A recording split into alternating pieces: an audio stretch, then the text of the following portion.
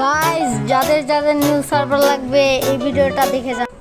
Guys এখানে আছে meeting point, স্পন point, যেখানে আপনারা স্পন হবেন।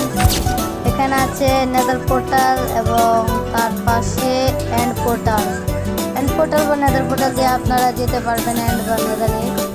আর এখানে আছে আমাদের কিটস, যা থেকে আপনারা কিটস কিনতে পারবেন। এখানে মাত্র 2টি হয়েছে আর বাকিগুলো করা হচ্ছে।